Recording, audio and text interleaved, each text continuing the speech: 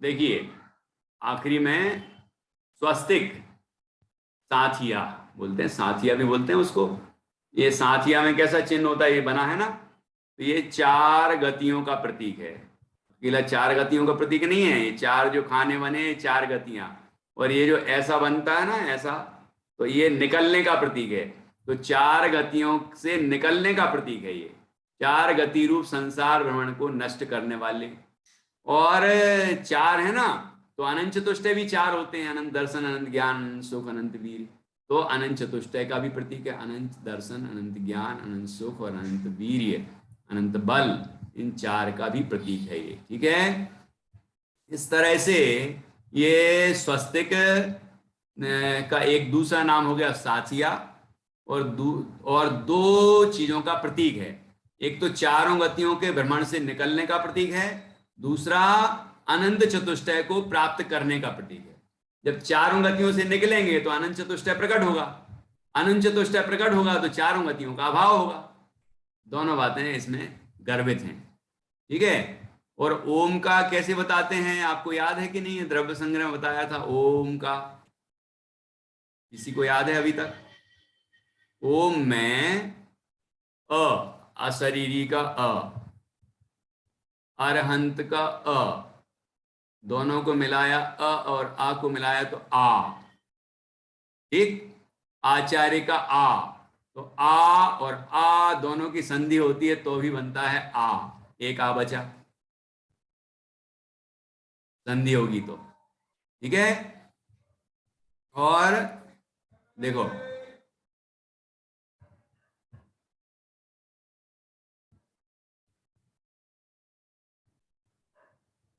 ये दिख रहा है आपको बोर्ड, व्हाइट बोर्ड? देखिए ये अ प्लस अ करेंगे तो क्या होगा?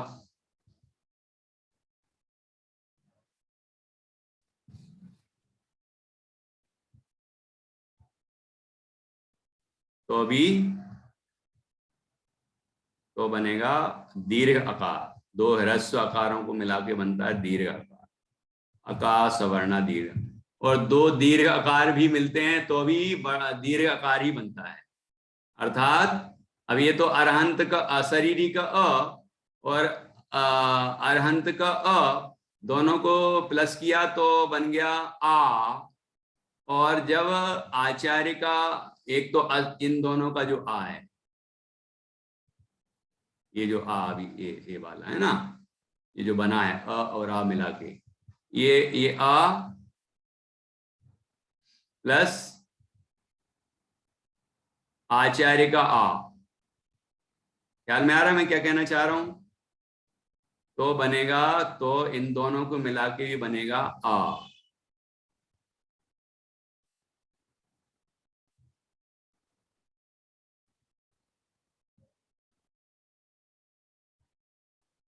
ठीक है, ये आ बन गया। मतलब आखिरी में क्या बच रहा है अभी? अभी तक यही बचा है ना, बचा। अब आ में उपाध्याय का ऊ, ये मिटा देते हैं अपन।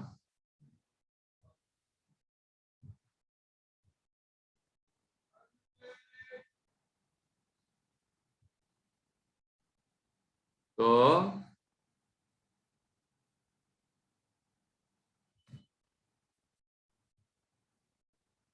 अब देखिए, अभी क्या बचा था आखिरी में? आ।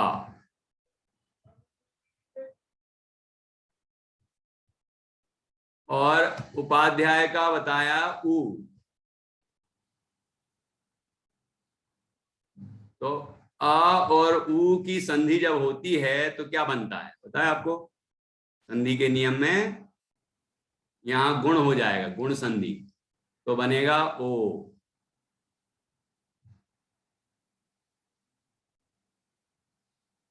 ओ बन गया पक्का। अ और ऊ को मिला के बनता है ओ। और मुनिराज का, साधु को मुनि भी कहते हैं, जैसे कि सिद्ध को अशरीरी भी कहते हैं। तो ओ में मिलाया, जब ओ में हमने माँ को प्लस किया तो क्या बनेगा?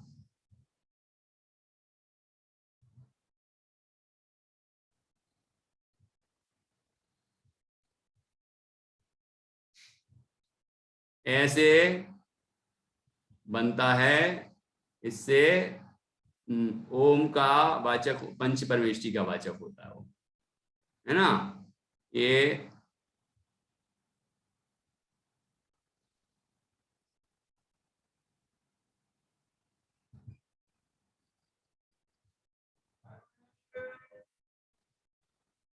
ख्याल में आ गया कि नहीं? बस अपनी ये बात चर्चा पूरी हो रही है।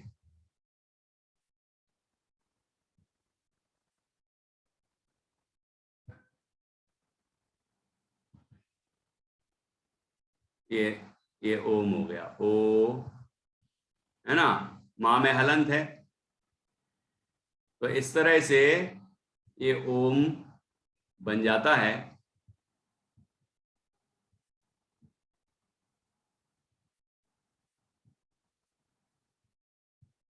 चलिए, आपको ख्याल आ गया होगा। और किसी को कुछ पूछना हो तो पूछ सकते हैं। ये ओम बन गया। तो ओम को पंच परमेष्टि का वाचक इसीलिए कहा जाता है क्योंकि ओम ये इसमें पांचों परमेष्टि के अक्षर संधि के नियमों के अनुसार मिले रहते हैं और तब बनता है ओम। उसको दूसरे तरीके से जो लिखा जाता है वो एक लिखने का तरीका अलग है, तो वो है तो ओम, है ना। तो ये इस तरह से पंच परमेष्टि का वाचक है। और इसमें तो आधा माँ है ना, माँ पे हलंत है, तो मुनिराज का ने पूरा माँ लिया। मुनिराज का माँ लिया है, माँ उसमें स्वर नहीं लिया कोई। मुनिराज माँ में छोटा ऊ की मात्रा है ना, तो छोटा ऊ की मात्रा हटा के सिर्फ माँ लिया है, स्वर रहित व्यंजन माँ। अच्छा, है ना। तो हो गया मुनि का माँ, ऊ की मात्रा और सब बाकी हटा दिया, सिर्फ माँ पहला वर्ण लिया माँ, क्योंकि सभी के पहले ही पहले वर्ण लिए गए। तो मुनि का म वर्ण प्रथम ही है जिसमें हलंत लगी हुई है, इसलिए ओम हो गया।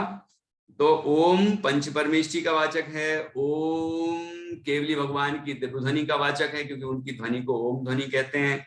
ओम तीर्थंकर का वाचक है क्योंकि ओमकार जिनकी ध्वनि खिरती है वो तीर्थंकर हैं, है ना। और ओम शुद्धात्मा को भी कहते हैं, निश्चय, क्योंकि ओम का वाचक जो है, ओम जिसका वाच्य है, ओम का जो वाच्य है वो शुद्धात्मा है। दिव्य ध्वनि का सार क्या है? निशुद्धात्मा। दिव्य ध्वनि किसके कल्याण के लिए फिरती है? आत्म कल्याण के लिए, वो शुद्धात्मा है। वो शुद्धात्मा को जान के जीव शुद्धात्म दशा मतलब सिद्ध अवस्था को प्राप्त करता है।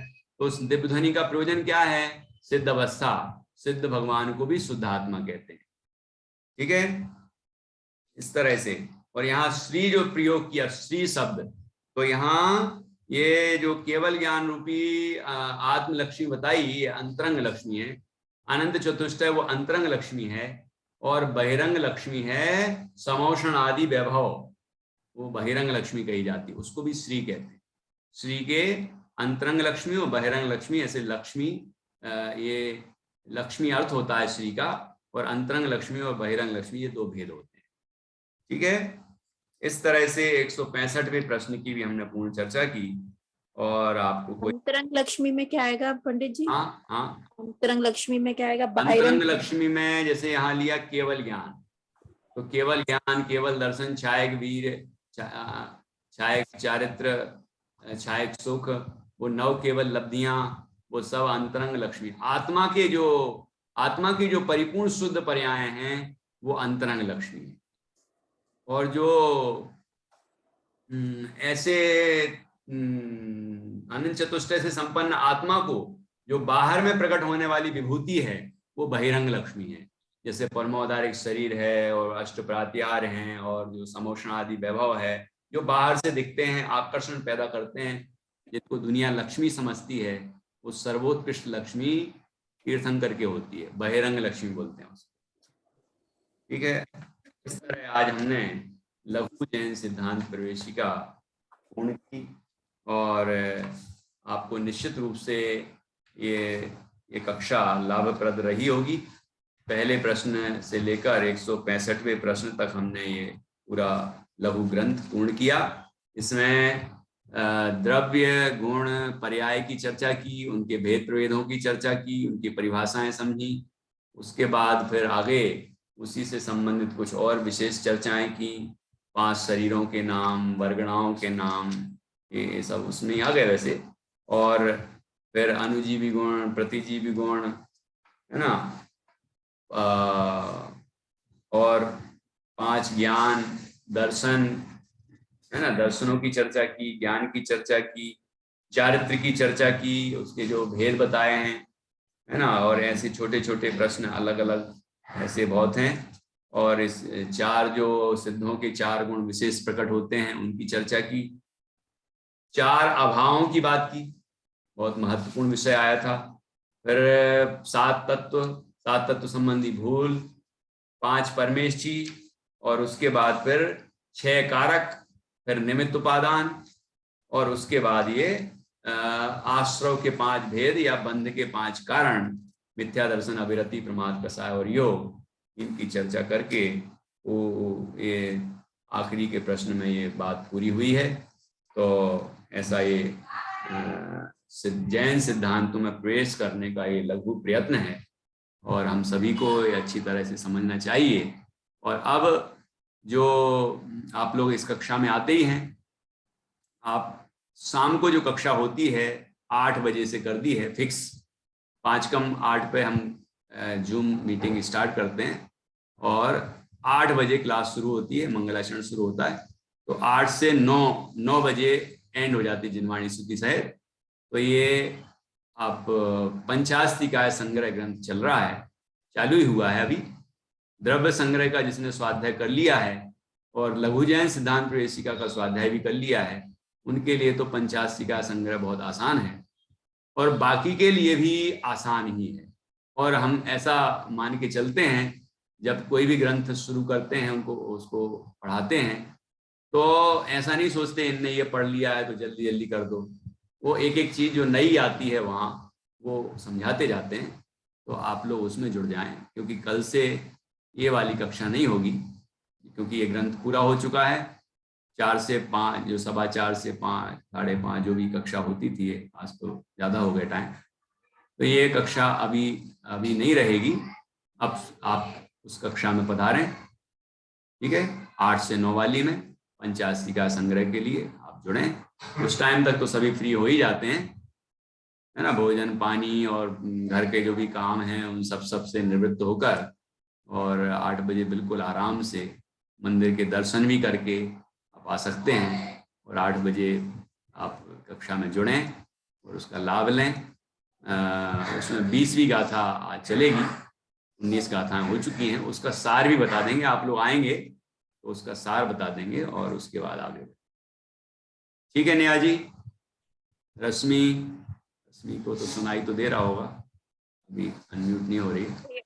भैया जी 4 से 5 आगे कभी चलेगी क्लास 4 से 5 में? हाँ, वापस इसको चलाएंगे, अभी फिलहाल तो नहीं चलाएंगे।